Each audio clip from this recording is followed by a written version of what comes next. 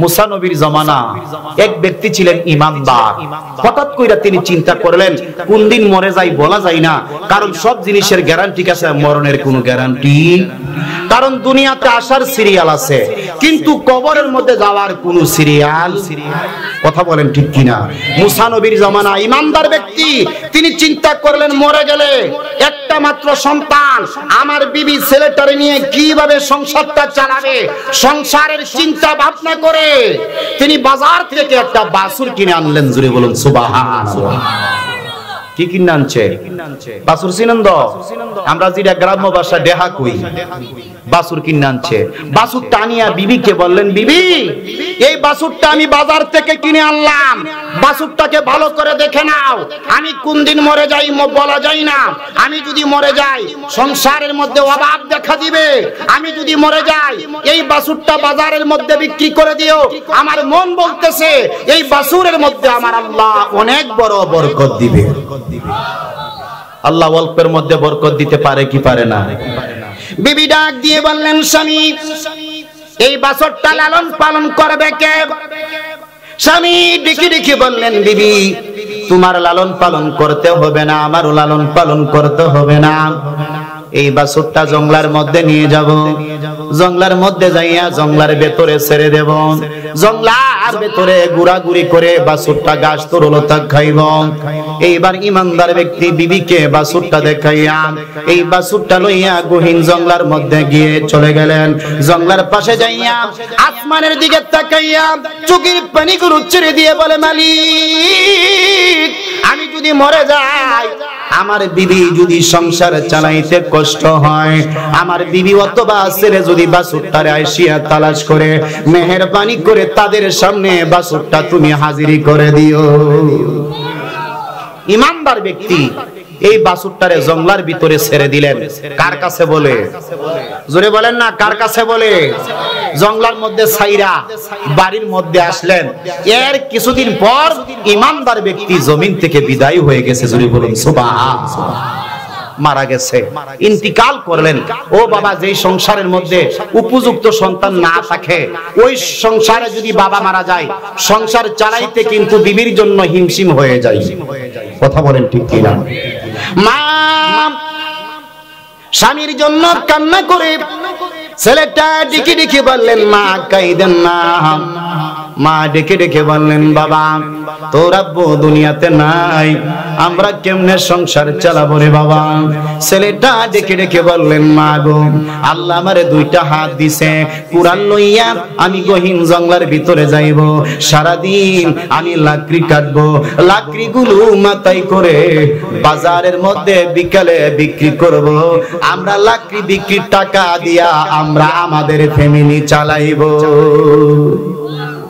মহান আল্লাহ রাব্বুল আলামিনের দরবারে আমরা সকলেই লাখো কোটি শুকরিয়া আদায় করি, যিনি আমাদেরকে অত্যন্ত দয়া করে, মায়া করে, মহব্বত করে আজকের পবিত্র ঈমানি নূরানি ইরফানি মাহফিলের মধ্যে আসার মতন সুযোগটুকু দিয়েছেন। আসুন আমরা সকলে মিলে আমাদের মহান রব্বুল আলামিনের দরবারে একবার কালিমাতু শুকরিয়া আদায় করি। ইমানের আওয়াজে একটু মহাব্বতে বলি আলহামদুলিল্লাহ। আমাদের মালিকের দরবারে আর একটাবার শুকরিয়া আদায় করি এই জন্য, যেহেতু আল্লাহ আমাদেরকে এমন একজন নবীজির উম্মত করেছেন, যেই নবীজি হলেন সমস্ত নবীগণেরও নবী। যেহেতু আমরা এমন একজন নবীজির উম্মত হলাম, যেই নবীজির মাধ্যমে আল্লাহ জান্নাতের দরজা খুলবেন। জোরে বলুন সুবহানাল্লাহ।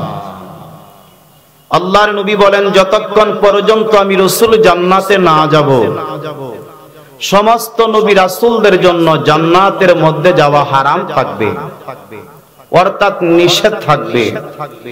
আমার মাধ্যমে আল্লাহ জান্নাত উদ্বোধন করবেন। এমনকি যতক্ষণ পর্যন্ত আমার উম্মতেরা জান্নাতে না যাবে, ততক্ষণ পর্যন্ত অন্যান্য নবী রাসূলের উম্মতদের জন্য জান্নাতের মধ্যে যাওয়া নিষেধ থাকবে। জোরে বলুন সুবহানাল্লাহ। বোঝা গেল নবী পাইলাম শ্রেষ্ঠ নবী, আর শ্রেষ্ঠ নবীর উম্মত হওয়ার কারণে আমাদের দাম বেড়ে গেছে। কথা বলেন ঠিক কিনা? আমাদের দাম বাড়ছে মূলত নবীজির কারণে। কারণ আল্লাহ কুরআন মাজিদের মধ্যে বলেন কুনতুম খায়রা উম্মাতিন, আল্লাহ বলেন তোমরা হলে শ্রেষ্ঠ নবীর উম্মত। আমাদের নবী যে শ্রেষ্ঠ ডিক্লার দিলেন কে? একটু বড় করে বলতে হবে, ঘোষণাটা দিলেন কে? আল্লাহ বলেন তোমরা হলে শ্রেষ্ঠ নবীর উম্মত।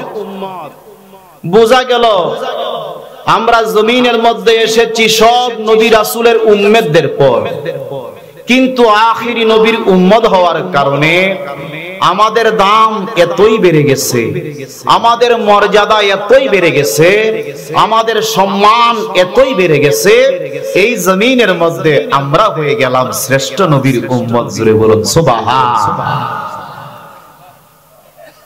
আমরা ওই নবীর উম্মত হতে পারলাম যাকে আল্লাহ দাওয়াত করেছিলেন।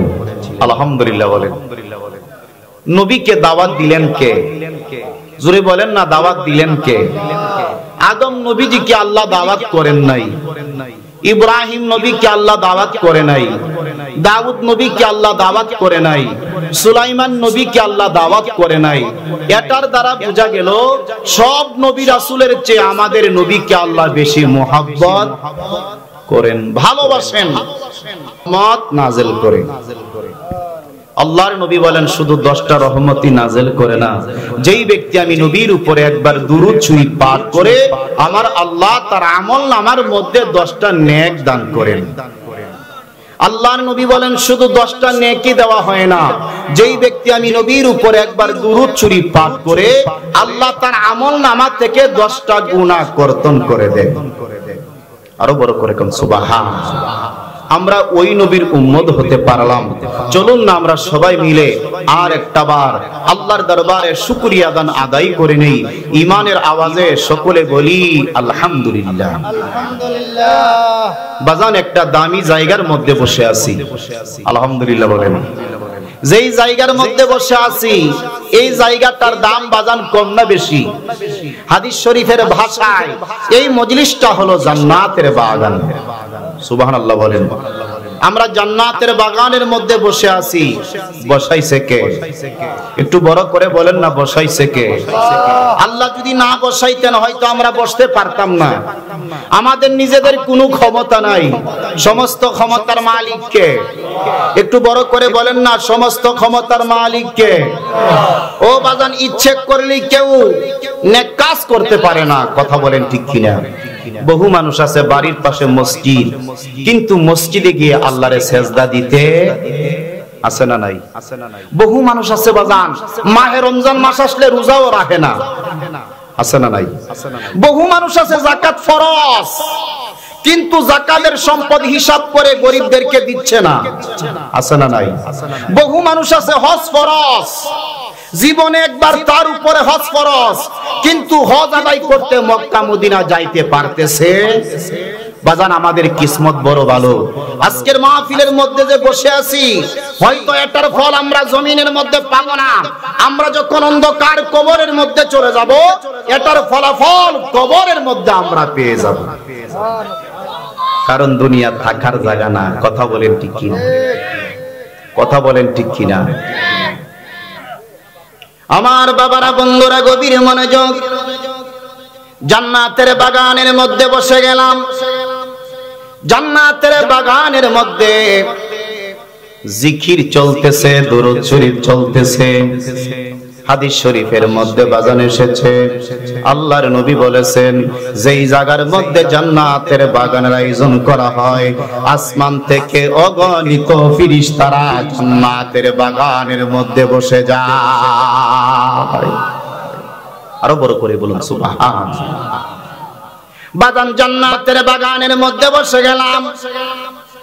কোরআনের আলোচনা হবে, হাদিসের আলোচনা হবে। কারণ কি? কারণ হলো কোরআনটা হলো কার কালাম? বড় করে বলেন না, কোরআনটা কার কালাম? কোরআনের মধ্যে কোনো ভুল আসেনি, কোনো সন্দেহ আসেনি। কেউ যদি মনে করে কোরআনের মধ্যে ভুল আছে তার ঈমান থাকবে না। কথা বলেন ঠিক কিনা? কারণ কোরআনের মধ্যে কোনো ভুল নাই, ডিক্লার দিলেন কে? বড় করে বলতে হবে, ঘোষণাটা দিলেন কে? আল্লাহ বলেন যালিকাল কিতাবু লা রাইবা ফি, এটা এমন একটা কিতাব, এটা এমন একটা গ্রন্থ যেই কিতাবের মধ্যে মিথ্যার কোনো অবকাশ নাই। এই কোরআনটা মুত্তাকিনদের জন্যই যথেষ্ট। জোরে জোরে বলুন সুবহানাল্লাহ। এই কোরআনটা আমাদের জন্য বড় নিয়ামত, আমাদের মুমিনের জন্য, মুসলমানদের জন্য কোরআনটা বড় নিয়ামত। এই কোরআন যদি আমরা নিয়মিত তেলাওয়াত করি, এই কোরআনকে যদি আমরা মুহাব্বত করতে পারি, এই কোরআনকে যদি আমরা আঁকড়ে ধারণ করতে পারি, এই কোরআনের সঙ্গে যদি আমাদের সম্পর্ক ভালো থাকে, আমরা যখন জমিন থেকে বিদায় হয়ে যাব, এই কোরআন আল্লাহর দরবারে আমাদের জন্য সুপারিশ করবে। তোমারে গনার দিনে ফুরাইয়া যাবে, গনার দিনে ফুরাইয়া যাবে, পরবে যৌবনের ভাটি। ওই যে দেখো ডাকিতেছে তোমার কবরের মাটি, ওই যে দেখো ডাকিতেছে তোমার কবরের মাটি। সন্ধ্যা হওয়ার আগে যেদিন ডুবিবে বেলা, এক পলকে শেষ হইবে তোমার রঙ্গেরি মেলায়। কারে দিবা জোরে দমক, কারে দিবা জোরে দমক, কার মাথায় বাংবালাঠি। ওই যে দেখো ডাকিতেছে তোমার কবরের মাটি। আমার বাবারা, বন্ধুরা, গভীর মনোযোগ। এই কোরআনটা আমাদের জন্য বড় নিয়ামত। এই কোরআন যদি আমরা একটা হরফ তেলাওয়াত করি, আল্লাহর নবী বলেন, আমার কোন উম্মত যদি কোরআন থেকে একটা হরফ তেলাওয়াত করে, আল্লাহ রাব্বুল আলামিন সাথে সাথে তার আমলনামার মধ্যে 10টা নেক দিয়ে দেয়। এই কোরআনের সঙ্গে যদি আমাদের সম্পর্ক ভালো থাকে, এই কোরআনকে যদি আমরা নিয়মিত তেলাওয়াত করতে পারি, আমরা যদি পরকালে জাহান্নামে চলে যাই, আমরা যেইভাবে কথাবার্তা বলতেছি, কোরআন শরীফ আল্লাহর দরবারে ডেকে ডেকে বলবেন, মালিক আপনার বান্দা বান্দিরে জাহান্নামের আগুনে জ্বালাইতে পারবেন না। আল্লাহ বলবেন, কোরআন রে, আমার বান্দা বান্দিরে যদি জাহান্নামের আগুনে জ্বালাই তোমার অসুবিধা কোথায়? কোরআন শরীফ ডেকে বলবেন, মালিক আপনার বান্দা আপনার বান্দি জমিনের মধ্যে আমি কোরআন শরীফ তেলাওয়াত করতাম, যেই জায়গার মধ্যে কোরআনের আলোচনা হতো, আপনার আদরের বান্দা বান্দি মৌমাছির মতো বৈশা বৈশা কোরআনের কথাবার্তা গুলো শুনত। ওগো মালিক, আমি কোরআন আপনার এই বান্দা বান্দির জন্য সুপারিশ করতেছি, আপনার বান্দা বান্দিকে আপনি জান্নাতের মধ্যে জায়গা দিয়ে দেন। আল্লাহর নবী বলেন, কিয়ামতের ময়দানে কোরআন শরীফ যেই বান্দা বান্দির জন্য আল্লাহর দরবারে সুপারিশ করবেন, আল্লাহ রাব্বুল আলামিন কোরআন শরীফের সুপারিশ কবুল করে ওই বান্দা বান্দিকে আমার আল্লাহ বিনা হিসাবে জান্নাতের মধ্যে জায়গা দিয়ে দিবে।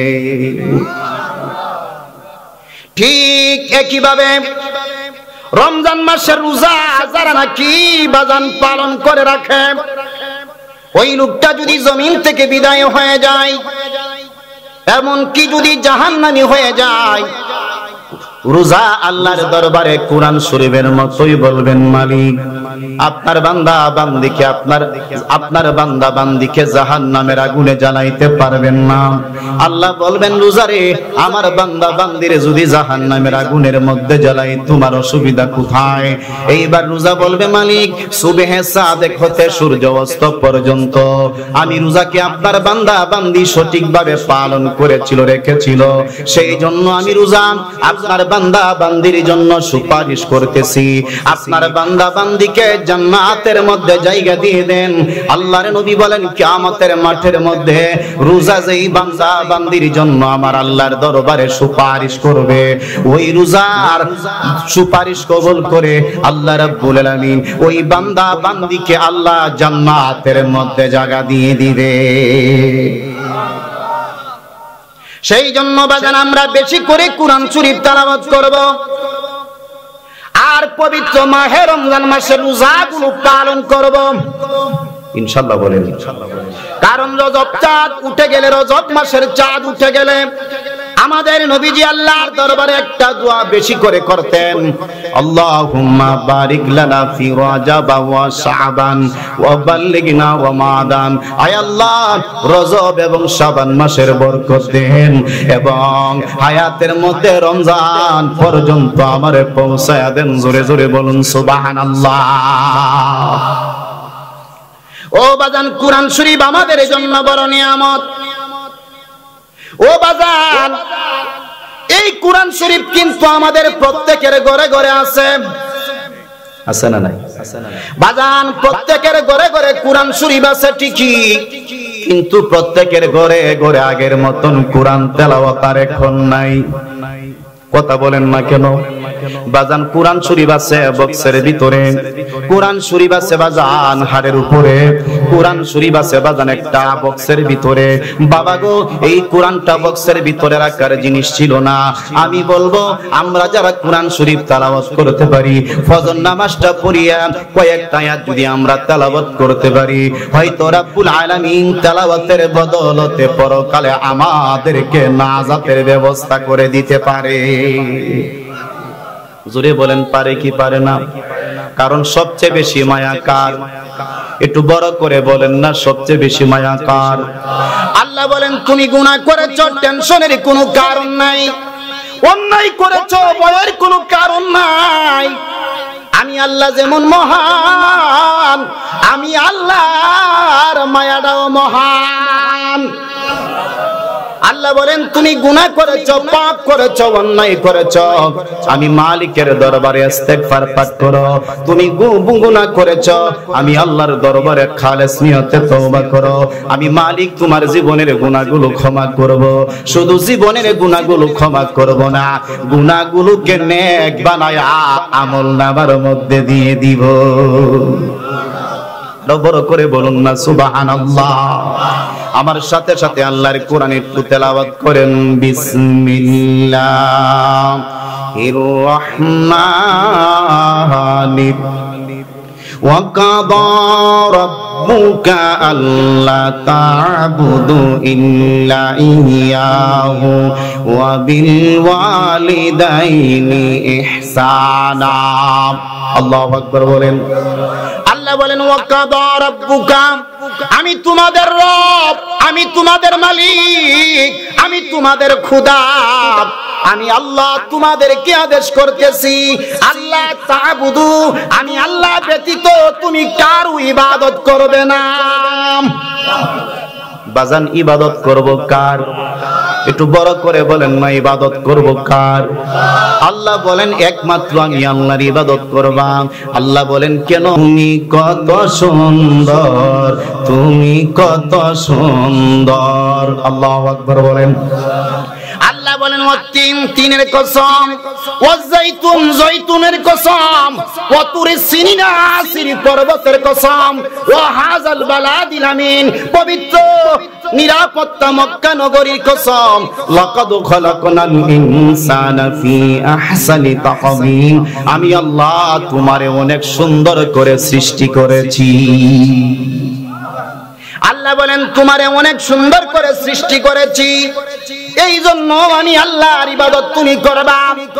দুই নাম্বার কারণ হলো আমি আল্লাহ তোমারে পৃথিবীর মধ্যে পাঠানোর আগে আমি আল্লাহ তোমার রিজিকটা জমিনের মধ্যে পাঠাইয়া দিছি। বাজান সন্তান পৃথিবীর মধ্যে আসার আগে আমার আল্লাহ মায়ের কাছে রিজিক পাঠায়া দেন। কথা বলেন ঠিক কিনা? আল্লাহ বলেন ওয়া ইন তাউদ্দু নি'মাতাল্লাহ, আমি আল্লাহ তোমারে অনেক নিয়ামত খাওয়াইতেছি, তোমারে অনেক নিয়ামত দিয়েছি। যেই নিয়ামত তোমারে দিলাম এই নিয়ামত গুলো যদি তুমি গণনা করো, গণনা কইরা কোনোদিন শেষ করতে পারবে না। আমি আল্লাহ তোমারে নিয়ামতের সাগরের মধ্যে ডুবাইয়া রাখছি। বাজান আমরা যারা সুস্থ আছি মনে রাখতে হবে গো, আমরা বড় নিয়ামতের মধ্যে আছি। কথা বলেন ঠিক কিনা? বহু মানুষ আছে 5টা 7টা ট্যাবলেট খায়া জিন্দেগি করতে হয়। আছে না নাই? আছে হাড়ের সমস্যা, আছে বাজান ডায়াবেটিসের সমস্যা, আহারে কত রকমের ঔষধ খাইতেছে। আল্লাহ বলেন তুমি যে রাত্রে বেলা ঘুমাও, তোমার যে ট্যাবলেট লাগে না, এই ঘুমটাও আমি আল্লাহর পক্ষ থেকে তোমার জন্য বিশাল বড় নিয়ামত। বহু মানুষ আছে ঘুমের বড়ি না খাইলে বাজান রাত্রে বেলা ঘুমাইতে পারে না। আছে না নাই? বাজান টাকা থাকলে কেহ শান্তি না। টাকার মালিক, বিল্ডিং এর মালিক, ঘরের মালিক, সবকিছুর মালিক, কারণ কি মনের মধ্যে শান্তি নাই। এমন মানুষ বাজান দুনিয়ার মধ্যে আছে না নাই?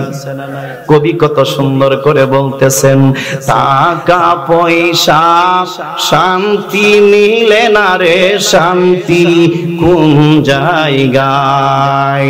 মনের শান্তি পাইতে হলে চল সবাই মদিনায়।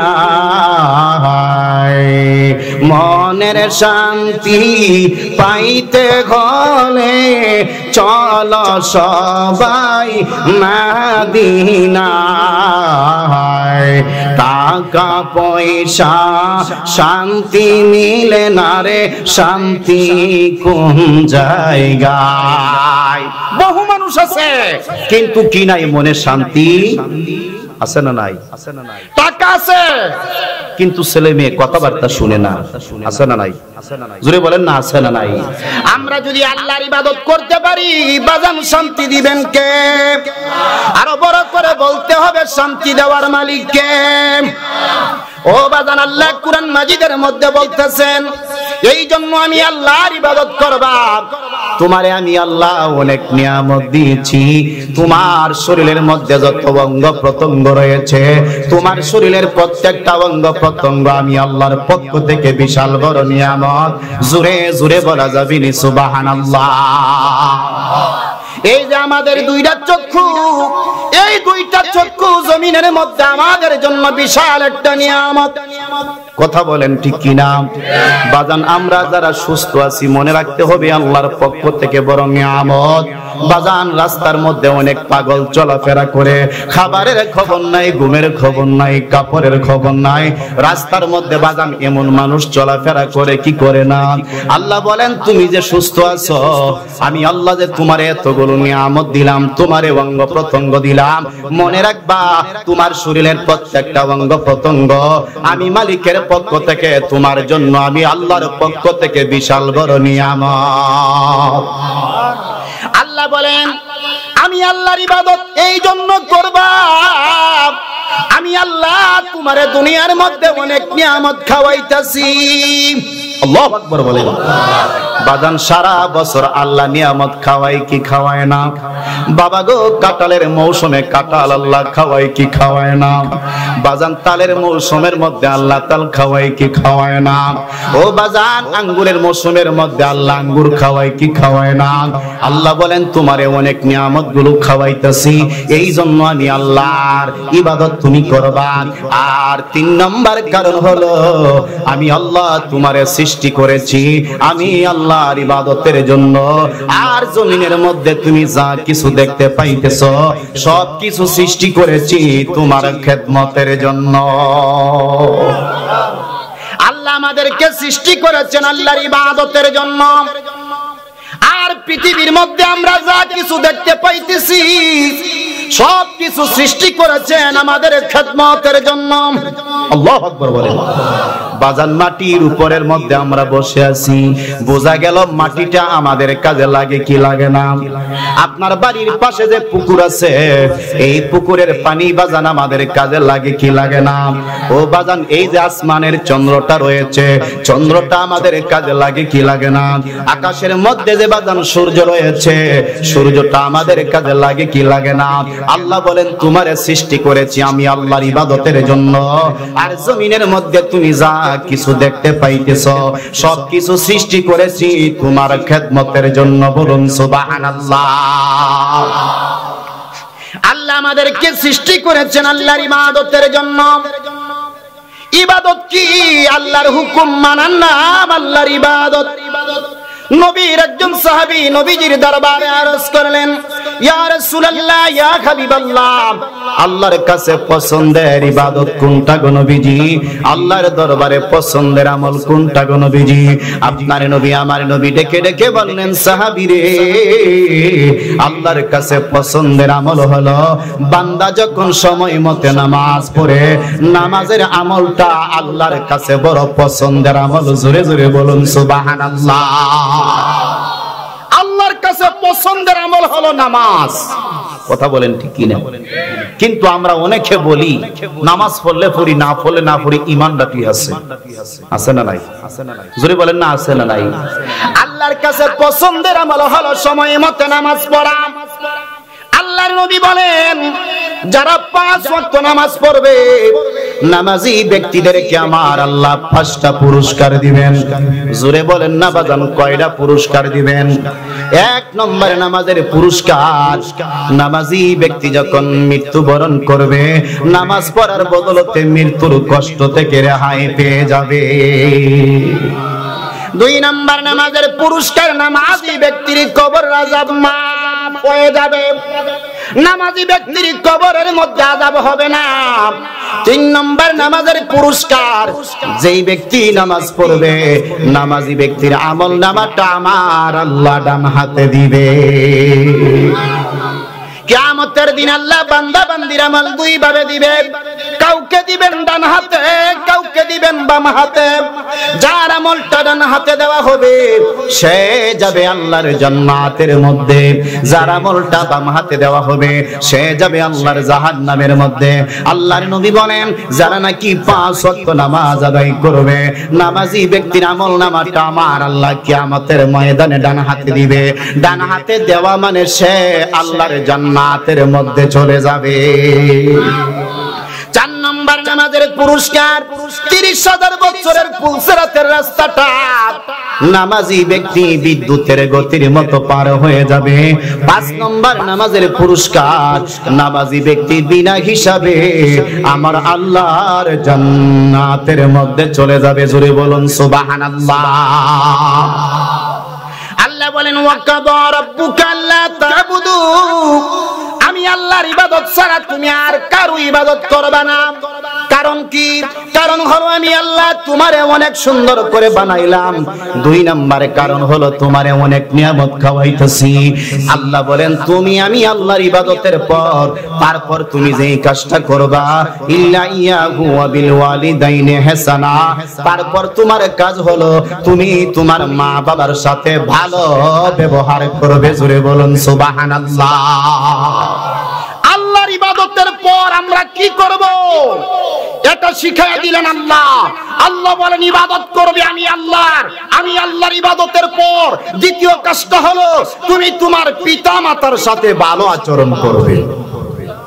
আরো বড় করে কোন সুবহানাল্লাহ। কারণ কি জানেননি? প্রত্যেকটা সন্তানের জন্য জমিনের মধ্যে পিতা মাতা তার জন্য আল্লাহর পক্ষ থেকে বিশাল একটা নিয়ামত। সুবহানাল্লাহ বলবেন না? আরে অনেক সন্তানের জন্য পিতা মাতা হয়ে গেছে কিয়ামত। আছে না নাই? এমন সন্তান আছে না নাই? এই পৃথিবীর মধ্যে বহু সন্তান আছে যেই সন্তান মা বাবার উপরে হাত তুলে, আছে না নাই? এই পৃথিবীর মধ্যে বহু সন্তান আছে যেই সন্তান মায়ের খবর নেই না, বাবার খবর নেই না।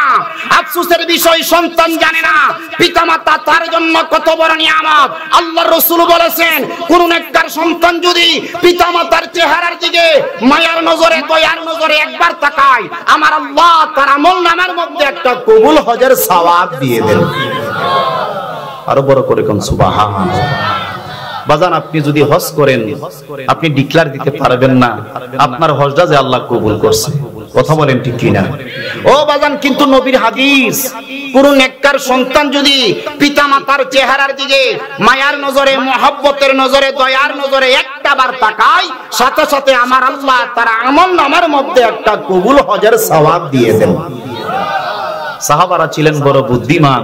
সাহাবারা নবীজির দরবারে আবার বিনয়ের সাথে বললেন, ইয়া রাসূলুল্লাহ, একবার তাকাইলে যদি একটা কবুল হজের সওয়াব পাওয়া যায়, যদি কোন সন্তান 100 বার দৈনিক তাকায়, তার আমলনামার মধ্যে আল্লাহ কি পরিমাণ সওয়াব দিবেন গো নবীজি? নবীজি জবাব দিলেন, সাহাবারা রে, আমার আল্লাহ বড় মহান, আমার আল্লাহ অনেক বড়।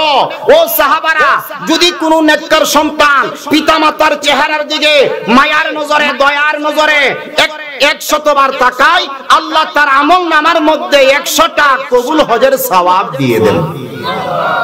আরো বড় করে কোন সুবহানাল্লাহ।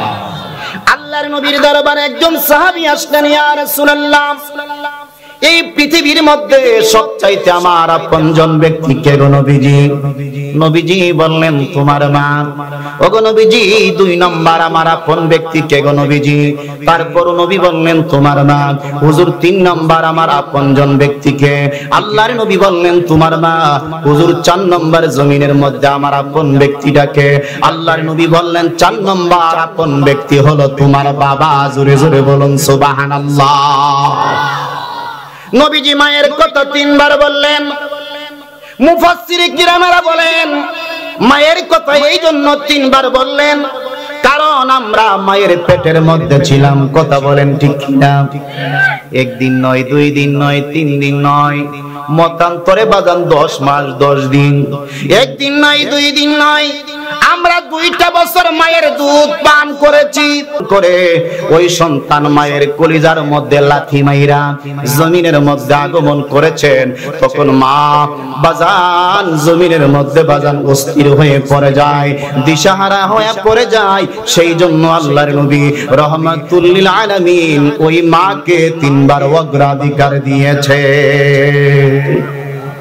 আমার বাবারা, বন্ধুরা, নবীর দরবারে আরেকজন সাহাবী আসলেন, ইয়া রাসূলুল্লাহ, আমি জিহাদের মধ্যে যেতে চাই গো নবীজি। নবীজি বললেন, তোমার মা বাবা আসেনি? জি হুজুর, তারা বৃদ্ধা হয়ে গেছে। আল্লাহর নবী ডেকে ডেকে বললেন, সাহাবী, তোমার পিতা মাতা যদি জমিনের মধ্যে বেঁচে থাকে, জিহাদের মধ্যে যাওয়ার কোনো দরকার নাই, যুদ্ধের মধ্যে যাওয়ার কোনো প্রয়োজন নাই। আমি রাসূলের দরবার থেকে ডাইরেক্ট বাড়ির মধ্যে চলে যাও। বাড়ির মধ্যে যাইয়া পিতা মাতার খেদমত করো, পিতা মাতার মুখের মধ্যে হাসি ফুটাও, তাদের সেবা করো। জিহাদের মধ্যে গেলে তোমার আমলনামার মধ্যে আল্লাহ যেই পরিমাণ সওয়াব দিতেন, তুমি যদি বাড়ির মধ্যে যাইয়া বৃদ্ধা মা বাবার খেদমত করতে পারো, আমার আল্লাহ তোমার আমলনামার মধ্যে জিহাদের চাইতে বেশি সওয়াব দিয়ে দিবে। জিন্দেগি তোরে যাই রে ফাঁকি দিয়া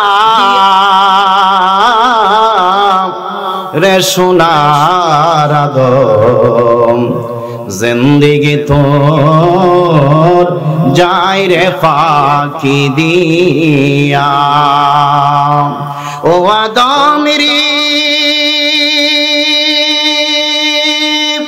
পাখি ধরিয়াই গেছে দাড়ি, দন্ত আছে গোটা চারি। পাখি ধরিয়াই গেছে দাড়ি, দন্ত আছে গোটা চারি। সমঞ্জারি হইয়াছে গিয়া রে সোনার আদম, জিন্দেগি তোর যাই রে ফাঁকি দিয়া। আল্লাহু আকবার বলেন। নবীজির দরবারে একজন সাহাবী আসলেন, ইয়া রাসূলুল্লাহ, আমার মা আমারে মেরেছে। আপনার নবী আমার নবী ডেকে ডেকে বললেন, আবু হুরায়রা, তোমার মা মেরেছে, আমি নবী তোমার মায়ের বিচার করতে পারবো না। নবী বললেন, আবু হুরায়রা, তোমার মা যেহেতু মেরেছে, আমি রাসূল তোমার মায়ের বিচার করতে পারবো? এই জমিনের মধ্যে এমন সন্তান আছে, মা বাবারে জেলের বাতো হাওয়া, জোরে বলেন আছে না নাই? আর নবীর দরবারে গেলেন, নবী বললেন, আবু হুরায়রা, আমি রাসূল তোমার মায়ের বিচার করতে পারবো না। আবু হুরায়রা জবাব দিলেন, ইয়া রাসূলুল্লাহ, মায়ের বিচার নিয়ে আসি নাই, আমি এসেছি আমার মায়ের জন্য আপনি একটু দোয়া করেন, আমার মা যেন কালিমা পড়ে মুসলমান হয়ে যায়। হুজুর, মায়ের বিচার নিয়ে আসি নাই, আমি এসেছি আমার মা এখনো পর্যন্ত কালিমা পড়ে নাই, আমার মন বলতেছে আপনি দোয়া করতে দেরি হবে, আপনার দোয়াটা আমার ঘরের মধ্যে চলে যেতে দেরি হবে না, হয়তো আপনার দোয়ার বদলতে আমার মা আপনার দরবারে এসে কালিমার মালা গলার মধ্যে পরে নিবে। আল্লাহর নবী ডেকে ডেকে বললেন, আল্লাহ, আবু হুরায়রার মারে আপনি হেদায়েত দান করেন। আল্লাহর নবী যখন উনার মায়ের জন্য দোয়া করলেন, সাহাবী নবীর দরবার থেকে বাড়ির দিকে দৌড়াইতে শুরু করলেন।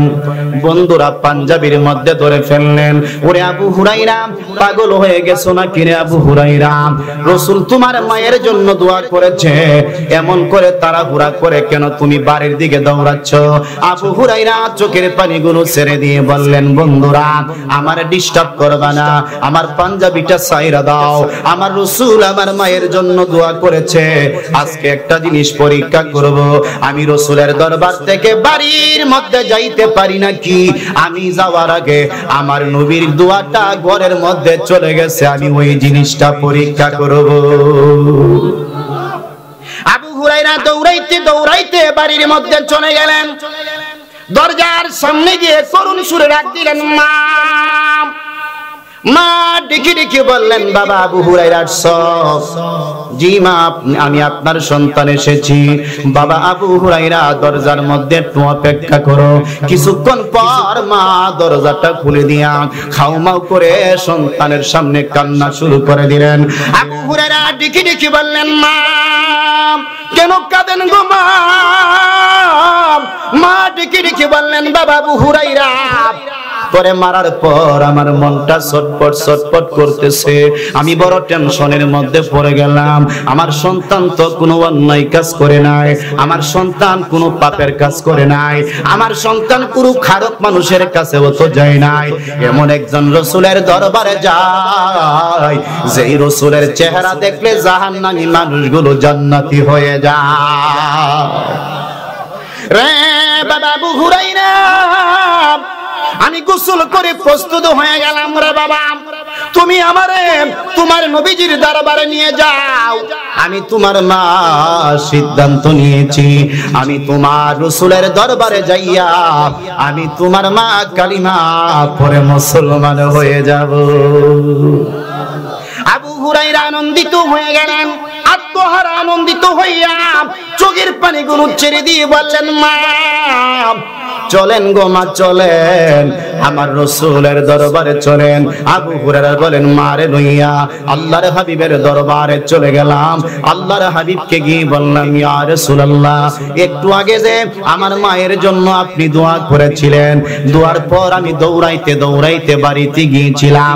নবী গো, আমি বাড়ির মধ্যে যাওয়ার আগে আপনার দোয়াটা আমার ঘরের মধ্যে চলে গিয়েছিল। ও নবীজি, কিছুক্ষণ আগে যে আমার মায়ের জন্য দোয়া করেছিলেন, এই তো আমার জনম দুঃখিনী মা এসেছে কালিমাটা পড়ার জন্য। হুজুর আমার মারে কালিমার মালা পরায়া দেন। আপনার নবী আমার নবী আবু হুরায়রার মারে পরায়া দিলেন, লা ইলাহা ইল্লাল্লাহু মুহাম্মাদুর রাসূলুল্লাহ সাল্লাল্লাহু আলাইহি ওয়াসাল্লাম। আল্লাহ আল্লাহ আল্লাহ আল্লাহ। আল্লাহর নবী মায়ার নবী, আল্লাহর নবী মায়ার নবী, জাগার নাই গো তুলনা, জলে মল করে মদিনা। মাশাআল্লাহ নূরে জলমল করে মদিনা। মারহাবা আল্লাহর নবী মায়ার নবী, আল্লাহর নবী মায়ার নবী, জাগার নাই গো তুলনা, জলমল করে মদিনা। মাশাআল্লাহ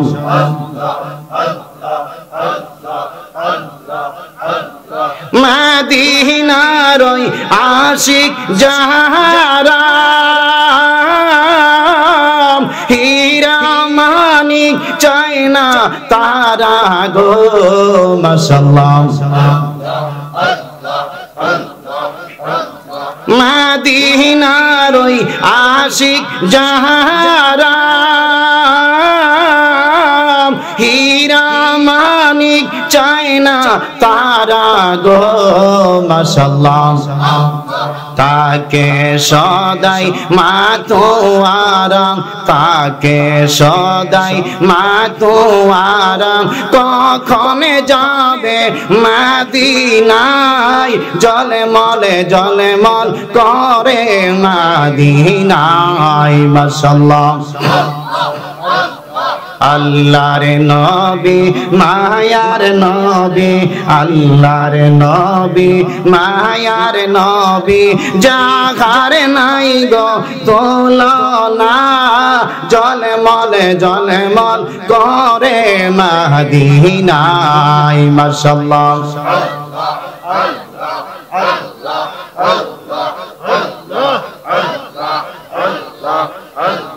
লা ইলাহা ইল্লাল্লাহু মুহাম্মাদুর রাসূলুল্লাহ সাল্লাল্লাহু আলাইহি ওয়াসাল্লাম। জোরে জোরে বলি আলহামদুলিল্লাহ। আপনার নবী আমার নবী কোন এক জায়গার মধ্যে গোশত বন্টন করতেছেন। কি বন্টন করে? নবীজি গোশত নিজে বন্টন করতেছেন। বন্টন করতে যাইয়া আল্লাহর হাবিব নজর করে দেখেন একটা মহিলা আসতেছে রাসূলের দরবারে গোশত নেওয়ার জন্য। যেই মাত্র নবীজি ওই মহিলাটারে দেখলেন, দেখা মাত্র সাথে সাথে দাঁড়ায়া গেলেন। বলুন সুবহানাল্লাহ। এতক্ষণ রাসূল গোশত বন্টন করলেন বৈশা বৈশা, আর বিদ্যা মহিলাটারে দেখা মাত্র নবীজি দাঁড়ায়া গেলেন। মহিলাটা যতক্ষণ রাসূলের দরবারে আসলেন ততক্ষণ পর্যন্ত আল্লাহর হাবিব দাঁড়ায়া মহিলাটারে সম্মান দিলেন। মহিলাটা যখন নবীজির দরবারে চলে আসলেন, নবীজির ব্যবহারের চাদর মুবারকটা খুলিয়া জমিনের মধ্যে বিছায়া দিলেন। মহিলাটা নবীজির বিছানো চাদরের মধ্যে আয়েশা বৈশা গেলেন। নবীজির চাদর মুবারকের মধ্যে মহিলাটা বসে গেলেন। আশেপাশের সাহাবারা আশ্চর্য হয়ে গেলেন। এই মহিলাটার কত দাম, এই মহিলাটার কত মর্যাদা, এই মহিলাটার কত সম্মান। এই মহিলাটা দেখে নবী দাঁড়ায়া মহিলাটারে সম্মান দিলেন। মহিলাটা বসার জন্য নবীজির ব্যবহারের চাদরটা জমিনের মধ্যে বিছায়া দিলেন। নবীজি তাড়াহুড়া করে কতগুলো গোশতের টুকরা প্যাকিং করিয়া চমৎকার করে আদবের সাথে মহিলার হাতে দিলেন। জোরে বলুন সুবহান। মহিলাটা গোশতের পুটলা পাইয়া চলে গেলেন। যতক্ষণ পর্যন্ত নবীজি মহিলাটারে দেখলেন, নবীজি ততক্ষণ পর্যন্ত মহিলাটারে দাঁড়ায়া সম্মান দিলেন। মহিলাটা চলে গেলেন। একটু পর নবীর একজন সাহাবী নবীজির দরবারে আরজ করলেন, ইয়া রাসূলুল্লাহ, ইয়া হাবিবাল্লাহ, অনেকক্ষণ পর্যন্ত গোশত বন্টন করলেন গো নবীজি, কাহারুর জন্য তো আপনি দাঁড়াইলেন না। এই মহিলাটা দেখা মাত্র আপনি দাঁড়ায়া সম্মান দিলেন। শুধু সম্মান দিলেন না, আপনার ব্যবহারের চাদরটা জমিনের মধ্যে বিছায়া বসতে দিলেন। ও নবীজি, শুধু বসতে দিলেন না, যতক্ষণ পর্যন্ত মহিলাটাকে আপনি যাওয়ার পথে দেখলেন ততক্ষণ পর্যন্ত দাঁড়ায়া দাঁড়ায়া সম্মান দিলেন। ওগো মায়ের নবীজি, আমরা জানতে চাই এই মহিলাটা আপনার সাথে কি সম্পর্ক? এই মহিলাটা আপনার কি লাগে গো নবীজি? আপনার নবী, আমার নবী চোখের পানিগুলো ছেড়ে দিয়ে বললেন, সাহাবারা রে, এই মহিলাটা হলো আমার দুধ মা। এই মায়ের কাছ থেকে আমি ছোটবেলা দুধ পান করেছিলাম। আমার দুধ মা এসেছে আমি নবীজির দরবারে গোশত নেওয়ার জন্য। আমার দুধ মারে দেখা মাত্র দাঁড়ায়া দাঁড়ায়া সম্মান দিলাম। দুধ মারে বসার জন্য আমার ব্যবহারের চাদরটা মাটির মধ্যে বিছায়া দিলাম। ও সাহাবারা, আমার দুধ মায়ের সঙ্গে যদি আমি এমন, আরো বড় করে বলুন না সুবহানাল্লাহ। আল্লাহরে পরে নবী আমার, আল্লাহরে পরে নবী আমার, তারপরে মহাজননী, মাই যে আমার নয়নের মনি, মাই যে আমার নয়নের মনি। আমার বাবারা, বন্ধুরা, যেই কথা বলতেছিলাম, আমাদের মধ্যে যাদের মা বাবা রয়েছে আমাদের বড় খেয়াল রাখতে হবে। এই মা বাবা আমাদের জন্য বিশাল বড় নিয়ামত। কথা বলেন ঠিক কিনা? নবী বলেন, পৃথিবীর মধ্যে তিনটা লোক আছে, যেই তিনটা শ্রেণীর লোক আছে, তারা যখন আল্লাহর দরবারে দোয়া করে তাদের দোয়া সরাসরি আল্লাহর দরবারে কবুল হয়ে যায়। এর মধ্যে এক নম্বর হলো মা বাবার দোয়া। বাজান গুললে মিস হইতে পারে, কিন্তু মা বাবার দোয়া মিস হয় না। মা যদি বলে, আল্লাহ আমার ছেলেটারে ওলি বানায়া দাও, ওই মায়ের দোয়ার বদলতে আল্লাহ রাব্বুল আলামিন ওই মায়ের সন্তানটাকে আল্লাহর ওলি বানায়া দেয়। আরো বড় করে কোন সুবহানাল্লাহ। মায়ের দোয়া অনেকে আল্লাহর ওলি হইছে কি হইছে না? জোরে বলেন না, হইছে কি হইছে না? হযরত বাইজিদ বুস্তামি রাহমাতুল্লাহ আলাইহি মায়ের দোয়ার বরকতে বাজান আল্লাহর ওলি হইছে কি হইছে না? জোরে বলেন না, আল্লাহর ওলি হইছে কি হইছে না? কুরআন থেকে ছোট্ট একটা ঘটনা বলি, হয়তো আমি মাহফিল আলোচনা শেষ করে দিব। মা বাবা যদি অল্প জিনিস দিয়ে যায় আর মা বাবা যদি সন্তানের প্রতি সন্তুষ্ট থাকে, রাজি থাকে, আল্লাহ রাব্বুল আলামিন অল্পের মধ্যে অনেক বরকত দিতে পারে। পারে কি পারে না? আল্লাহর কাছে ক্ষমতা আছে নাই? মুসা নবীর জামানা এক ব্যক্তি ছিলেন ইমানদার। হঠাৎ কইরা তিনি চিন্তা করলেন, কোন দিন মরে যাই বলা যায় না, কারণ সব জিনিসের গ্যারান্টি আছে, মরণের কোনো গ্যারান্টি। কারণ দুনিয়াতে আসার সিরিয়াল আছে, কিন্তু কবরের মধ্যে যাওয়ার কোনো সিরিয়াল। কথা বলেন ঠিক কিনা? মুসা নবীর জামানা ইমানদার ব্যক্তি, তিনি চিন্তা করলেন, মরে গেলে একটা মাত্র সন্তান, আমার বিবি ছেলেটারে নিয়ে কিভাবে সংসারটা চালাবে, সংসারের চিন্তা ভাবনা করে তিনি বাজার থেকে একটা বাছুর কিনে আনলেন। জুড়ে বলুন সুবহানাল্লাহ। কি কিনে আনছে? বাছুর চিনেন তো? আমরা যেটা গ্রাম্য ভাষা দেহা কই, বাছুর কিনে আনছে। বাছুর টানিয়া বিবিকে বললেন, বিবি এই বাছুরটা আমি বাজার থেকে কিনে আনলাম, বাছুরটাকে ভালো করে দেখে নাও, আমি কোন দিন মরে যাই বলা যায় না, আমি যদি মরে যাই সংসারের মধ্যে অভাব দেখা দিবে, আমি যদি মরে যাই এই বাছুরটা বাজারের মধ্যে বিক্রি করে দিও, আমার মন বলতেছে এই বাছুরের মধ্যে আমার আল্লাহ অনেক বড় বরকত দিবে। আল্লাহ অল্পের মধ্যে বরকত দিতে পারে কি পারে না? বিবি ডাক দিয়ে বললেন, স্বামী এই বাছুরটা লালন পালন করবে কে? স্বামী ডেকে ডেকে বললেন, বিবি তোমার লালন পালন করতে হবে না, আমারও লালন পালন করতে হবে না, এই বাছুরটা জঙ্গলার মধ্যে নিয়ে যাব, জঙ্গলার মধ্যে যাইয়া জঙ্গলার ভেতরে ছেড়ে দেব, জঙ্গলার ভেতরে ঘোরাঘুরি করে বাছুরটা ঘাস তরলতা খাইব। এইবার ইমানদার ব্যক্তি বিবিকে বাছুরটা দেখাইয়া এই বাছুরটা লইয়া গহীন জঙ্গলার মধ্যে গিয়ে চলে গেলেন। জঙ্গলার পাশে যাইয়া আসমানের দিকে তাকাইয়া চোখের পানিগুলো ছেড়ে দিয়ে বলে, মালিক আমি যদি মরে যাই আমার বিবি যদি সংসার চালাইতে কষ্ট হয়, আমার বিবি অথবা ছেলে যদি বাছুরটারে আইসিয়া তালাশ করে, মেহেরবানি করে তাদের সামনে বাছুরটা তুমি হাজিরি করে দিও। ইমানদার ব্যক্তি এই বাছুরটারে জঙ্গলার ভিতরে ছেড়ে দিলেন। কার কাছে বলে? জোরে বলেন না, কার কাছে বলে? জঙ্গলার মধ্যে ছাইরা বাড়ির মধ্যে আসলেন। এর কিছুদিন পর ইমানদার ব্যক্তি জমিন থেকে বিদায় হয়ে গেছে। জোরে বলুন সুবহানাল্লাহ। মারা গেছে, ইন্তিকাল করলেন। ও বাবা, যেই সংসারের মধ্যে উপযুক্ত সন্তান না থাকে, ওই সংসারে যদি বাবা মারা যায়, সংসার চালাইতে কিন্তু বিবির জন্য হিমশিম হয়ে যায়। কথা বলেন ঠিক কিনা? মা স্বামীর জন্য কান্না করে ছেলেটা ডেকে ডেকে বললেন, মা কাইদেন না। মা ডেকে ডেকে বললেন, বাবা তোর আব্বু দুনিয়াতে নাই, আমরা কেমনে সংসার চালাবো রে বাবা।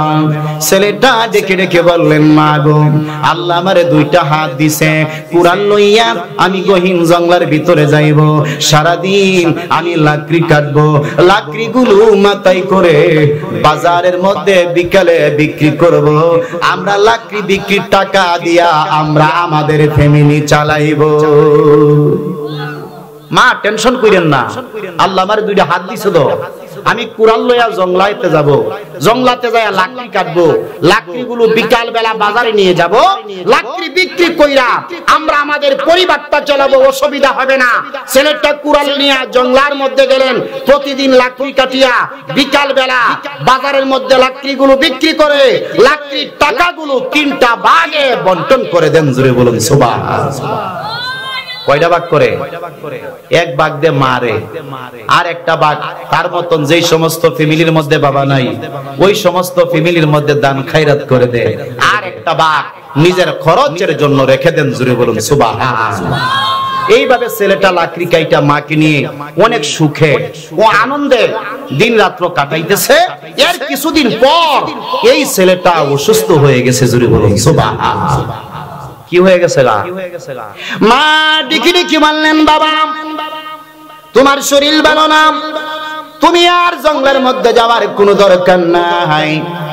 ছেলেটা চোখের পানিগুলো ছেড়ে দিয়ে বললেন, মা আব্বু দুনিয়াতে নাই, আমি যদি লাকড়ি না বিক্রি করি ফ্যামিলি কেমনে চলবে গো মা? মা ডেকে বলে, বাবা রে, তোর আব্বু দুনিয়ায় থাকাকালীন বাজার থেকে একটা বাছুর কিনে এনেছিল, বাছুরটা অমুক জঙ্গলার ভিতরে ছেড়ে দিয়েছিল, অনেক বছর হয়েছে, বাছুরটা হয়তো অনেক বড় হয়ে গেছে। যাও রে বাবা যাও, জঙ্গলার পাশে যাও, জঙ্গলার পাশে যাইয়া আসমানের দিকে তাকাইয়া আল্লাহরে বলবা, আল্লাহ আমার আব্বু নাকি জঙ্গলার ভিতরে একটা বাছুর ছেড়ে দিয়েছিল, মা বলেছে নেওয়ার জন্য। আমি যে তোমার মা, আমার মন বলতেছে আল্লাহর কাছে যখন বাছুরটা চাইবা, আল্লাহ রাব্বুল আলামিন বাছুরটা তোমার সামনে হাজির করে দিবে। ছেলেটা জঙ্গলের মধ্যে চলে গেলেন, জঙ্গলের পাশে যাইয়া আসমানের দিকে তাকাইয়া চোখের পানিগুলো ছেড়ে দিয়ে বললেন, মালিক আমার আব্বু দুনিয়ায় থাকাকালীন আমাদের ভবিষ্যতের চিন্তাই করে নাকি জঙ্গলের মধ্যে একটা বাছুর ছেড়ে দিয়েছিল, মা বলেছে নেওয়ার জন্য। আমি মায়ের কথা রাখার জন্য জঙ্গলের মধ্যে আসছি। আল্লাহ বাছুরটা কোথায় আছে আমি তো জানি না, তুমি তো ভালো করে জানো গো আল্লাহ, মেহেরবানি করে বাছুরটারে আমার সামনে তুমি হাজিরি করে দাও। ছেলেটা যখন আসমানের দিকে তাকায় এই কথা বললেন, বাছুরটা গহীন জঙ্গল থেকে দৌড়াইতে দৌড়াইতে ছোট্ট ছেলেটার সামনে আইসা হাজির হয়ে গেছে। বাছুরটা আইসা বলতেছে মানুষের মতন, আমরা বাজান যেভাবে কথাবার্তা বলি আমাদের মতন কথা বলতে শুরু করলেন। বাছুরটা আসিয়া বললেন, ও মা বাবার আনুগত্য সন্তান, আমি যখন ছোট ছিলাম তোমার আব্বু আমারে জঙ্গলার মধ্যে ছেড়ে দিয়েছিল, অনেক বছর হয়ে গেছে, আমি জঙ্গলার ভিতরে একা একা ঘুরে ঘুরে ঘাস তরুলতা খাইছি, আমার পরিবারের দিকে তাকায়া দেখো না, এখন আমি বাছুর না, আল্লাহ রাব্বুল আলামিন আমারে গাবি বানায়া দিছে। আরো বড় করে কোন সুবহানাল্লাহ। এই ঘটনাটা বাদান সূরা বাকারা কোরআনের মধ্যে আছে, আর আরবিতে বাকারুন শব্দের অর্থ হলো গাবি। আল্লাহু আকবার। ছেলেটাকে ডেকে ডেকে গাবিটা বললেন, ও মা বাবার অনুগত সন্তান, কষ্ট কইরা তুমি বাড়ির মধ্যে হাইটা যাওয়ার কোনো দরকার নাই। আমার শরীরের মধ্যে অনেক শক্তি আছে, আমি গাভীর পিঠের মধ্যে তুমি বসে যাও। তুমি যখন আমার পিঠের মধ্যে বসবা, আমি গাভী তোমার পিঠে পিঠে করে বাড়ির মধ্যে তোমার নিয়ে যাব। বাবা তুমি কেমন আছো ছোট মাটির ঘরে, হৃদয় মাঝে তোমার কথা পড়ছে বারে বারে। বাবা গো বাবা, বাবা গো বাবা। গাভীটা বলতেছে, তুমি আমার পিঠে বসো, আমি গাভী তোমার পিঠে করে বাড়ির মধ্যে নিয়ে যাব। আরো বড় করে কোন সুবহান। ছেলেটা ডিকি ডিকি বললেন, না না না, আমি তোমার পিঠের মধ্যে বসবো না। আমি যদি তোমার পিঠের মধ্যে বসি তোমার কষ্ট হবে। আল্লাহু আকবার বলেন না। গাভীটা ডাক দিয়ে বললেন, তুমি তো মা বাবার অনুগত সন্তান, তুমি আমার সামনে দিয়ে চলো, আমি গাভী তোমার পেছনে পেছনে আসতেছি। ছেলেটা বাড়ির মধ্যে চলে গেল, ছেলেটার পেছনে পেছনে গাভীটা বাড়ি পর্যন্ত চলে গেল। বলুন সুবহানাল্লাহ। ছেলেটা মাকে ডেকে ডেকে বললেন, মা আপনি বলছেন বাছুরের কথা, এটা তো চমৎকার একটা গাভী। মা মুস্কি হেসে বললেন, বাবা তোমার আব্বু যখন গাভীটা জঙ্গলার মধ্যে ছেড়ে দিয়েছিল তখন তো বাছুরি ছিল। আল্লাহ রাব্বুল আলামিনের এত বড় ক্ষমতা আছে, অল্প দিনের মধ্যে আল্লাহ রাব্বুল আলামিন একটা বাছুরকে গাভী বানায়া দিতে পারে। মা গাভীটা দেখে বড় আনন্দিত হয়ে গেলেন। মা ডেকে ডেকে বললেন, বাবা এই গাভীটা নিয়ে তুমি বাজারের মধ্যে চলে যাও। আল্লাহু আকবার বলেন। এই গাভীটা তুমি বিক্রি করে আসো। গাভী বিক্রি কইরা আমরা যে স্বর্ণের মুদ্রা পাইব, এই স্বর্ণের মুদ্রা বিক্রি কইরা আমরা আমাদের পরিবারটা চালাবো। ছেলেটা ডাক দিয়ে বললেন, মা ওগো মা, আমি যদি গাভীটা নিয়ে বাজারের মধ্যে চলে যাই, কাস্টমারে জিজ্ঞেস করবে কয়টা স্বর্ণের মুদ্রা দিতে হবে। মা বলে দেন আমি কয়টা স্বর্ণের মুদ্রা দাম চাইব। মা ডেকে ডেকে বললেন, বাবারে 3টা স্বর্ণের মুদ্রা দাম চাইবা। যে নাকি 3টা স্বর্ণের মুদ্রা দিয়া গাভীটা নিতে চাই, 3টা স্বর্ণের মুদ্রার বিনিময়ে গাভীটা বিক্রি করে দিও। মা দাম বলে দিছে। কয়টা স্বর্ণের মুদ্রা? 3টা। ছেলেটা গাভীটা লইয়া বাজারে রওনা দিলেন। এই গাভীর মধ্যে আল্লাহর কুদরত শুরু হয়ে গেছে। আল্লাহু আকবার বলেন। কার কুদরত? জোরে বলেন না, কার কুদরত? আল্লাহ বলে, জিবরাইল এই গাভীর মধ্যে আমি আল্লাহ বরকত দেব। জিবরাইল এই গাভীটা লইয়া ছেলেটা বাজারে রওনা দিবেন। তুমি জিবরাইল রাস্তার মধ্যে দাঁড়ায়া থাকবা। তুমি জিবরাইল একজন কাস্টমার হইয়া যাইবা। ছেলেটা যদি দাম চাই 3টা স্বর্ণের মুদ্রা, তুমি বলবা 6টা স্বর্ণের মুদ্রা দিব। অর্থাৎ ছেলেটা যদি বলে 3টা, তুমি বলবা 6টা।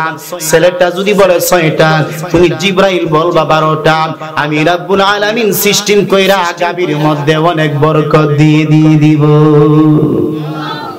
আল্লাহ তোমার লীলার খেলা, কেউ পাঠাও জেলখানায়। আল্লাহ তোমার লীলার খেলা, কেউ বোঝে কেউ বোঝে না। ছেলেটা আমার অর্ডার লইয়া গাভীরা লইয়া বাজান বিক্রি করার জন্য বাজারের দিকে রওনা দিলেন। রাস্তার মাঝখানে আল্লাহর ফেরেশতা মানুষের শুরুতে দাঁড়ায় আছে। ফেরেশতা পাঠাইছে কেডা? বড় করে বলেন না, ফেরেশতা পাঠাইছে কে? আল্লাহর ফেরেশতা। গাভীর মালিক যেই ছেলেটা, ছেলেটার ডাক দিয়ে বললেন, ও মা বাবার অনুগত সন্তান, গাভীটা দেখতে বড় চমৎকার, গাভী নিয়ে কোথায় যাও? ছেলেটা জানে না গো উনি যে আল্লাহর একজন ফেরেশতা। ছেলেটা ডেকে ডেকে বললেন, হুজুর এই গাভীটা বাজারের মধ্যে বিক্রি করার জন্য রওনা দিলাম। আল্লাহর ফেরেশতা জিবরাইল ডাক দিয়ে বললেন, গাভীটা দেখতে বড় চমৎকার, আমার কাছে গাভীটা তুমি বিক্রি করবানি? ছেলেটা ডাক দিয়ে বললেন, হুজুর বাজারে গাভীটা বিক্রি করব, রাস্তার মধ্যে আপনার কাছে বিক্রি করলে কোনো অসুবিধা নাই, কিন্তু একটা শর্ত আছে, আমার মা একটা দাম বইলা দিছে গো, আমার মায়ের দামটা যদি দিয়া নিতে চান আপনার কাছে গাভী বিক্রি করব। আল্লাহর ফেরেশতা ডেকে ডেকে বললেন, তোমার গাভী যদি নিতে চাই তোমার কয়টা স্বর্ণের মুদ্রা দিতে হবে? ছেলেটা ডেকে ডেকে বললেন, হুজুর বাড়ি থেকে আমার আম্মা আমার একটা দাম বইলা দিছে। কি দাম বলছেন? হুজুর আমার গাভী যদি নিতে চান আপনি আমারে 3টা স্বর্ণের মুদ্রা দিতে হবে। জিবরাইল মুস্কি হেসে মেরে বললেন, ওরে মা বাবার আনুগত্য সন্তান, তোমার গাভীটা দেখতে বড় চমৎকার, তোমার গাভীটার মধ্যে কোনো ত্রুটি নাই, তোমার গাভীটা একবারে নিখুঁত, আমি তোমারে কিছু বেশি স্বর্ণের মুদ্রা দিতে চাই। আমি যদি তোমারে বেশি স্বর্ণের মুদ্রা দিতে চাই, বেশি স্বর্ণের মুদ্রার বিনিময়ে গাভীটা বিক্রি করবানি? ছেলেটা বললেন, হুজুর কয়টা স্বর্ণের মুদ্রা দিতে চান? আল্লাহর ফেরেশতা ডেকে বললেন, ওরে মা বাবার আনুগত্য সন্তান, আমি তোমারে 6টা স্বর্ণের মুদ্রা দিতে চাই। দাম চাইছে কয়টা? জোরে বলেন না কয়টা? 3টা। কাস্টমারে বলে কয়টা? জোরে বলেন না কাস্টমারে বলে কয়টা? ছেলেটা ডেকে ডেকে বললেন, হুজুর মা বলেছেন 3টা স্বর্ণের মুদ্রার বিনিময়ে বিক্রি করার জন্য, আর আপনি বলতেছেন আমারে 6টা স্বর্ণের মুদ্রা দিবেন।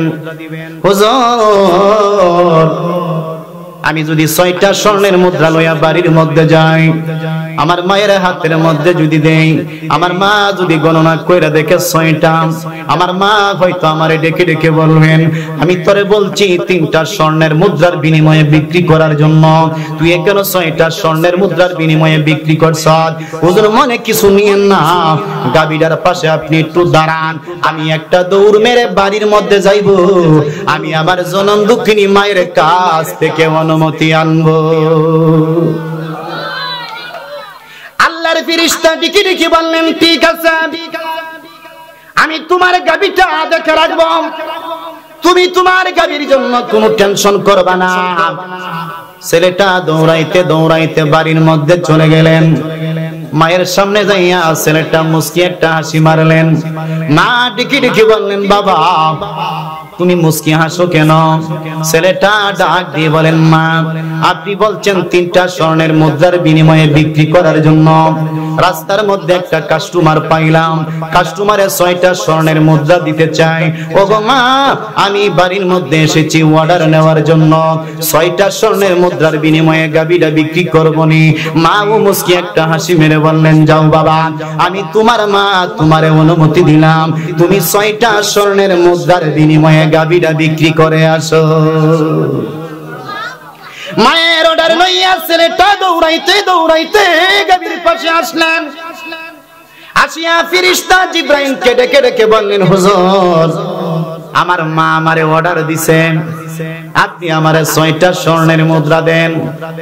বাবা গো তিনি তো মানুষ না, তিনি হইলেন আল্লাহর একজন ফেরেশতা, উনার নাম হযরত জিবরাইল রুহুল আমিন, উনার পাঠাইছেন স্বয়ং আল্লাহ, মানুষের শুরুতে উনি দাঁড়ায় আছেন।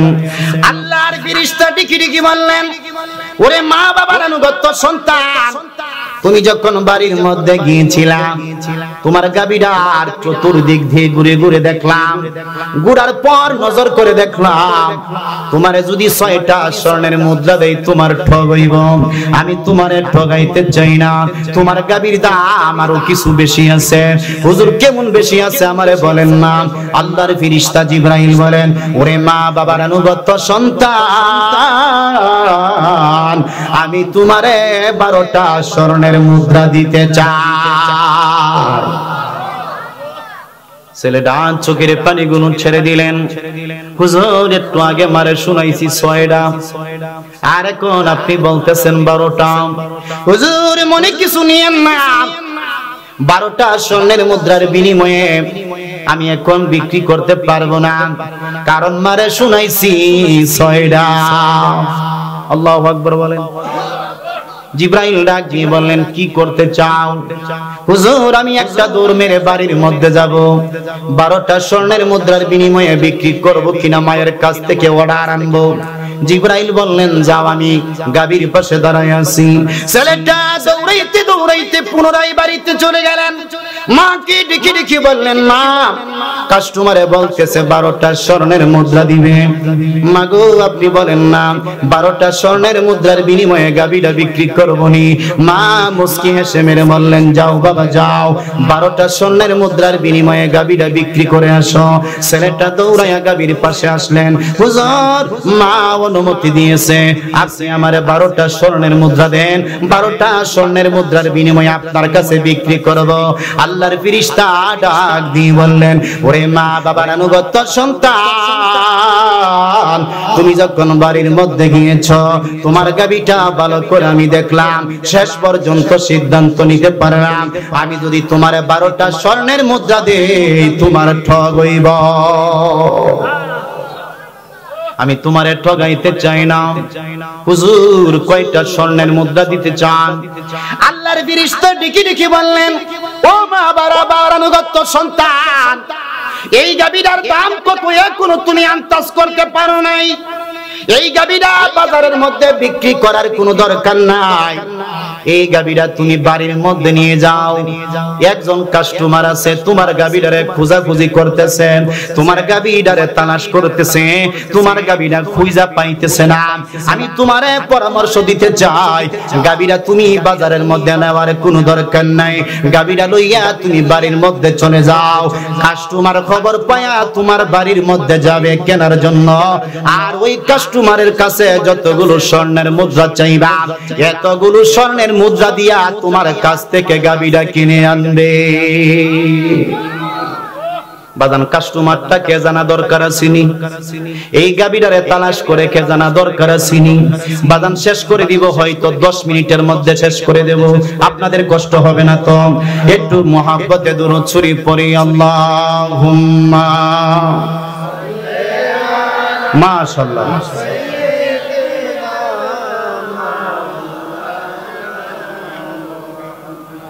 أدعو على علي سيدنا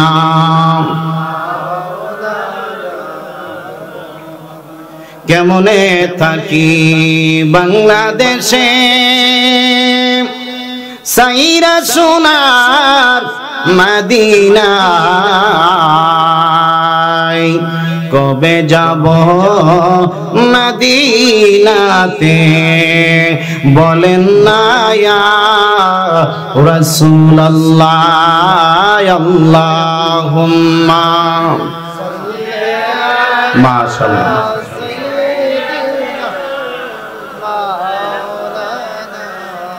মুহাম্মাদ ওয়া আলা সাইয়্যিদিনা।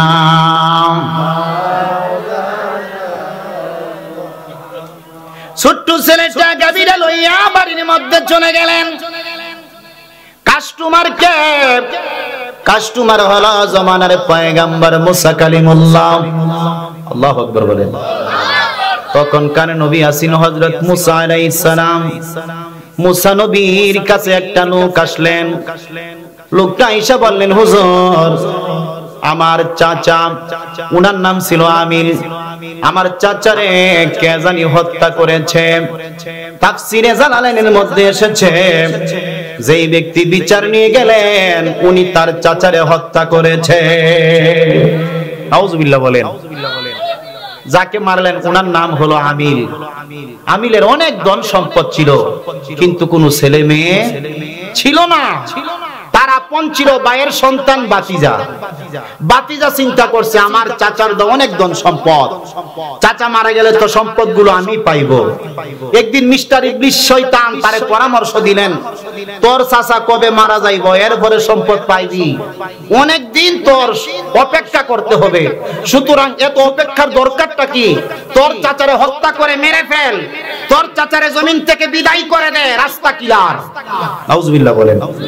বাজান একটা কথা আছে, লুবে পাপ, পাপে চাচার ধন সম্পদের লুবে আপন ভাতিজা চাচারে মেরে চাচার লাশটা জমিনের মধ্যে ফেলে আসলেন। জোরে বলুন নাউজুবিল্লাহ।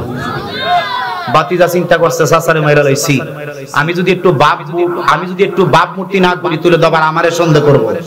ভাতিজা একটু মায়া কান্না শুরু করছে, মায়া কান্না করতে গিয়ে বললেন, আমার চাচারে মাইরা লাওন, আমার চাচার ছেলে মেয়ে নাই দেখা আমি তার ভাতিজা তো এখনো বেঁচে আছি। মারছে গাড়া, সে নিজে ভাতিজা, সে মাইরা চাচার হত্যাকারীর বিচার নিয়ে মুসা নবীর কাছে গেছে। কার কাছে? মুসা নবীর কাছে গিয়া কো, হুজুর সর্বনাশ হইছে। মুসা নবী বললেন, কি হইছে? হুজুর আমার চাচার নাম ছিল না আমিল, হুজুর আমার চাচারে কে জানি হত্যা করে ওনার লাশটা জমিনের মধ্যে ফেলে রাখছে। হুজুর আমি তো একমাত্র তার ভাইয়ের সন্তান ভাতিজা, হুজুর আপনি হলেন জামানার পয়গম্বর মুসা নবী, হুজুর আমার চাচার প্রকৃত হত্যাকারীর বিচার আপনারই করতে হবে। বলুন না উযুবিল্লাহ। মারছে গাড়া, নিজে মারছে গাড়া, চাচার মাইরা চাচার হত্যাকারীর বিচার লয়ে গেছে কার কাছে? মুসা নবীর কাছে। নাউজুবিল্লাহ কইতেন না। আল্লাহর পয়গম্বর মুসা বললেন, ঠিক আছে, তোমার চাচার প্রকৃত হত্যাকারীর বিচার অবশ্যই আমি করব। ভাতিজা বাড়ির মধ্যে চলে আসলেন। মুসা নবী আল্লাহর দরবারে বললেন, আল্লাহ আমি কে জানি হত্যা করেছে গো আল্লাহ, নামটা বলে দেন। তার ভাইয়ের সন্তান ভাতিজা বিচারের প্রার্থী হয়ে আছে। আল্লাহ বললেন, মুসা রে, পৃথিবীর একটা মুমিন যদি আর একটা মুমিনের দোষ ত্রুটি করে সমালোচনা করে আমি আল্লাহ পছন্দ করি না। কোন মুমিন যদি কোন মুমিন ভাইয়ের পাপগুলো গোপন রাখে আমি আল্লাহ তার প্রতি খুশি হয়ে যাই। সুতরাং আমি তোমারে বলবো না, ও মুসা তোমার একটা সিস্টেম শিখাইয়া দেব।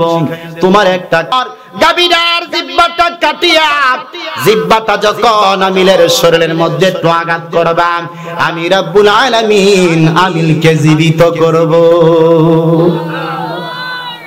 আমিলরে কেরা মারছে আমি আল্লাহর বলতে হবে না, আমিলরে যখন জীবিত করব আমিলে তার জবান দিয়া সত্য কথা বলে দিবে। জোরে বলুন সুবহানাল্লাহ।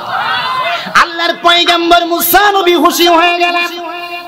আল্লাহর পয়গম্বর মুসা নবী বললেন, আল্লাহ যেই কোনো গাবি হলেই তো চলবে। আল্লাহ বলে, না না না, যেই কোনো গাবি হলে চলবে না, এই গাবিটার মধ্যে কিছু গুনাহ আছে। আল্লাহু আকবার বলেন। মুসা নবী ডাক দিয়ে বলেন, আল্লাহ গাবিটার রংটা বলে দেন। আল্লাহ বলেন সোনালী কালারের। মুসা নবী বললেন, আল্লাহ গাবিটার বয়সটা বলে দেন। আল্লাহ বলেন বাছুরও না, গাবিও না, বিদ্যাও না, অর্থাৎ বিদ্যাও না আবার বাছুরও না, মিডিয়াম বয়সের। মুসা নবী বললেন, আল্লাহ গাবিটার মধ্যে কাদের মধ্যে জোয়ালের কোনো দাগ আসেনি। আল্লাহ বলেন, মুসা রে, এই গাবিটার মধ্যে জোয়ালের দাগ কাদের মধ্যে থাকবে, এমন কি গাবির মধ্যে চুল পরিমাণ কোনো ত্রুটি নাই। এই গাবির মধ্যে কোনো ত্রুটি নাই। ওগো মালিক, এই গাবিটা কোথায় আছে আমারে বলে দেন না। আল্লাহ ডাক দিয়ে বললেন, মুসা রে, আমি বলবো না কোথায় আছে, তুমি একটু খোঁজাখুঁজি করো, তুমি একটু তালাশ করো, তুমি একটু বনি ইসরাইলের মধ্যে চলাফেরা করো, হয়তো তোমার সামনে গাবিটা হাজির হয়ে যাবে। মুসা নবী গাবি তালাশ করে, কিন্তু গাবি তালাশ কইরা গাবি খুঁজিয়া পায় না। মুসা নবী ক্লান্ত হয়ে গেলেন। আল্লাহ জিব্রাইলকে বলে দিলেন, জিব্রাইল, মুসা নবী তো গাবিটা পায় না। জিব্রাইল রে, আমার মুসারে গাবিটার সন্ধান ঠিকানাটা তুমি জিব্রাইল বলে দাও। জোরে বলুন সুবহানাল্লাহ। গাবিটার দামটা বাড়াইছে গাড়া কার মাধ্যমে? জিব্রাইলের মাধ্যমে।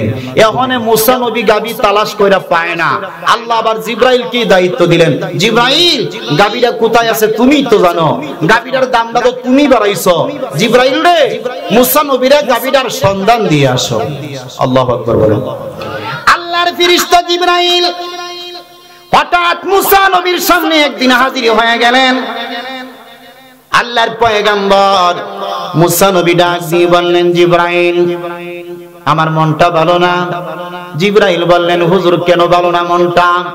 মুসা নবী ডাক দিয়ে বললেন, জিবরাইল আমিরে কে জানি হত্যা করেছে, তার ভাইয়ের সন্তান আমার কাছে বিচারের প্রার্থী হয়ে আছে। মাঝে মাঝে আমার কাছে আইসা বললেন, কি নবী হইছেন? আমার চাচারে কেডা মারছে? এখনো পর্যন্ত আমার চাচার হত্যাকারীর বিচার করতে পারলেন না। ওরে জিবরাইল, আল্লাহরে বলেছিলাম গাভীটা কোথায় আছে বলার জন্য। আল্লাহ বলতেছেন গাভীটা নাকি বনি ইসরাইলের মধ্যে আছে, গাভীটা তালাশ করে পাই না। জিবরাইল তুমি জানোনি গাভীটা কোথায় আছে? জিবরাইল মুস্কি হেসে মেরে বললেন, হুজুর এই রাস্তা দিয়ে আপনি সামনে যাইবেন, সামনে যাওয়ার পর একটা বাড়ি দেখবেন, ওই বাড়ির মধ্যে গিয়ে দেখবেন গাছের সঙ্গে এই রকমের একটা গাভী বাঁধা রয়েছে। মুসা নবী ওই বাড়িতে গেলেন, গিয়ে দেখলেন আল্লাহ যেই যেই গুণাগুণের কথা বলেছেন সব গুণাগুণ গাভীর মধ্যে মিল আছে। আল্লাহু আকবার বলবেন না? আল্লাহর নবী মুসা ওই বাড়িতে যাইয়া দেখে দেখে বললেন, এই গাভীর মালিককে। ছেলেটা ঘর থেকে বের হয়ে আসলেন, হুজুর আমার আব্বু ছিলেন আমার গাভীর মালিক, তোমার আব্বু কোথায়? হুজুর আমার আব্বু দুনিয়াতে নাই, গাভীরা বিক্রি করবানি। ছেলেটা ডেকে বললেন, হুজুর গাভী বিক্রি করব, কিন্তু একটা শর্ত আছে, আমার গাভী দিয়ে আপনি কি করবেন বলতে হবে। মুসা নবী বললেন, আমি কে জানি হত্যা করেছে, আল্লাহরে বলেছিলাম, আল্লাহ বলছেন তোমার গাভীটার জিহ্বাটা কেটে, তোমার গাভীটার জিহ্বাটা আমিলের শরীরের মধ্যে যদি একটু আঘাত করি আল্লাহ আমিলকে জীবিত করবেন। আমিল নিজে তার জবান দিয়ে বলবেন তাকে হত্যা করেছে কে। ছেলেটা ডেকে ডেকে বললেন, হুজুর তাহলে আমার গাভী আপনার কাছে তো অনেক দাম, এত স্বর্ণ মুদ্রা দিয়া গাভী নিতে পারবেননি। হুজুর আমার অনেক স্বর্ণের মুদ্রা দিতে হবে। মুসা নবী বললেন, কেমন স্বর্ণের মুদ্রা দিতে হবে? ছেলেটা ডাক দিয়ে বললেন, হুজুর গাভীটা জবাই করার পর গাভীটার চামড়াটা শরীর থেকে খুলে চামড়াটা আলাদা করে আমি চাদরের মতন গাভীটার চামড়াটা জমিনের মধ্যে বিছাইব।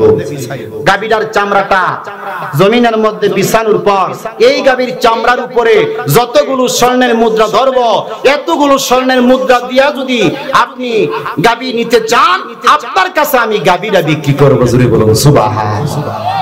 বুঝিনি দামটা কেমনে চাইছে? গাভীটা জবাই করার পরে গাভীটার চামড়াটা হুইলা এই ছেলেটা কি করবো? চামড়াটা মাটির মধ্যে বিছাইব। বুঝে নাই তো কেমন বিছানটা বিছাইব? কান্দাও তো বিছাইব। কথা কোন ঠিক কিনা? চমৎকার করে গাভীটা চামড়াটা জমিনের মধ্যে বিছাইলেন। বাগান কান্ডা হারায় লইছে, কান্ডাও বালা কইরা কি করছে? সাফা দিয়া বিছাইছে। এইবার বিছানোর উপরে মুস্কি হাসি দিয়া বললেন, হুজুর আমি চামড়াটা বিছাইলাম, এই গাভীর চামড়ার উপরে যতগুলো স্বর্ণের মুদ্রা ধরবো এতলা যদি দিতারেন আমি আপনার কাছে গাভীটার জিহ্বাটা এখনই দিয়ে দিব।